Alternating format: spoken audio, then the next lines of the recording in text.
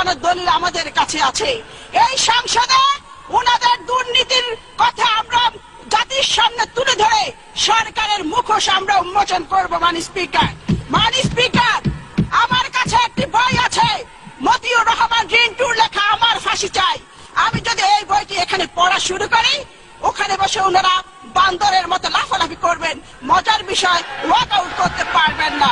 মাননীয় স্পিকার, সম্প্রতি 4টি সিটি কর্পোরেশন নির্বাচনে 18 দলীয় প্রার্থীর বিপুল বিজয় ঘোষণা করছে বাংলাদেশের আগামী দিন নিপীড়িত নির্যাতিত মানুষের নেত্রী বেগম খালেদা জিয়া। মাননীয় সদস্য, আমি আপনাকে 270 বিধি অনুসরণে বক্তব্য রাখার অনুরোধ জানাচ্ছি। আওয়ামী লীগের সবচেয়ে বড় শত্রু আওয়ামী লীগের নেতা নেত্রীদের জিহ্বা। সংখ্যাগরিষ্ঠ মুসলমানের দেশ এই বাংলাদেশ। এটি বাংলাদেশের পার্লামেন্ট, এটি ভারতের পার্লামেন্ট নয়। গত 20 জুন একজন সংসদ সদস্য ফেন্সিডিল ইয়াবা খেয়ে এখানে দাঁড়িয়ে আমাদের নেত্রীর পরিবার নিয়ে নিকৃষ্ট বক্তব্য রেখেছেন। এই বক্তব্য কুৎসিত, নোংরা, অন্ধকার জগৎ থেকে উঠে আসা নর্দমার কীটের পক্ষে সম্ভব। মাননীয় স্পিকার, এই অসত্য, নিকৃষ্ট, কুরুচিপূর্ণ, অমার্জিত বক্তব্যের জন্য তাকে জাতির কাছে ক্ষমা চাইতে হবে। মাননীয় স্পিকার, আমাদের নেত্রীর পরিবার নিয়ে এখানে নোংরা ইতিহাস পাঠ করা হয়েছে।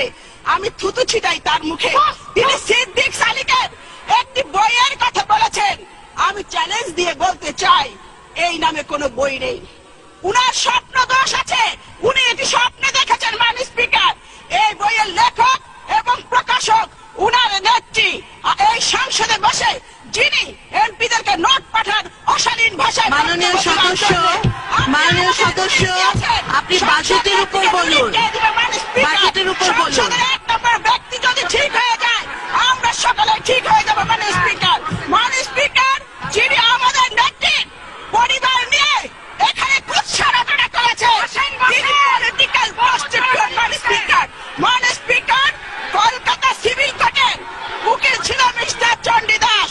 তার এক মেয়ে ছিল যার নাম গরিবালা দাস। চণ্ডীদাসের সহকারী উকিল মিস্টার অরণ্য কুমার চক্রবর্তী চণ্ডীদাসের কলিকাতাস্থ বাসায় নিয়মিত যাতায়াত করত। সেই সুযোগে গরিবালার সাথে অরণ্য কুমার চক্রবর্তী অবৈধ সম্পর্ক গড়ে উঠে গরিবালা গর্ভবতী হয়ে পড়ে।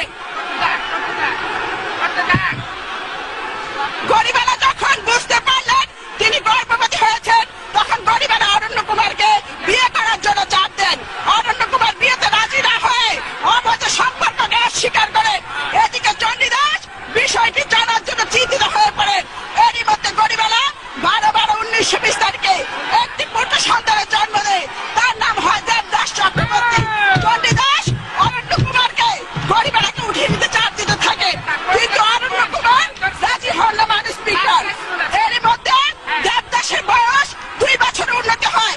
চণ্ডীদাস হতাশাগ্রস্ত হয়ে পড়েন, ভীষণভাবে অস্বস্তি বোধ করেন। মাননীয় সদস্যবৃন্দ, আপনারা একটু শান্ত হন। মাননীয় সদস্য,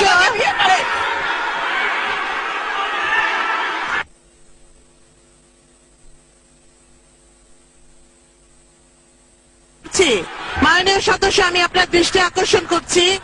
মাননীয় সদস্যবৃন্দ, আপনারা বসুন। সবাই বসুন। মাননীয় সদস্য, আমি আপনার দৃষ্টি আকর্ষণ করছি। মাননীয় সদস্য, আপনি 270 বিধি অনুসরণে বাজেটের উপর বক্তব্য দিন। মাননীয় সদস্য, ওনাকে মাইক দিন। ধন্যবাদ। মাননীয় স্পিকার, আপনি আমাকে বাজেটের উপর বক্তৃতা দিতে বলেছেন, কিন্তু গত 20 তারিখে যে বক্তৃতা দেওয়া হয়েছে, আমি আপনার কাছে প্রশ্ন রাখতে চাই, এটা কি বাজেট বক্তৃতা ছিল? মাননীয় স্পিকার, আমি এখানে বক্তব্য দিব, আমি শুধু পাল্টা জবাব দিব। আমি বাজেট নিয়ে অবশ্যই বলবো। মাননীয় স্পিকার, আর আপনি আমার শব্দের মধ্যে এক্সপান্স করার মতো কোনো শব্দ পাবেন না। মাননীয় স্পিকার, লেট মি সে। মাননীয় স্পিকার, জনাব মাল মুহিত যে বাজেট দিয়েছেন, এই বাজেট এদেশের মানুষের হতাশা ক্ষুব্ধ হৃদয়ে বেদনার দীর্ঘশ্বাস। মাননীয় স্পিকার,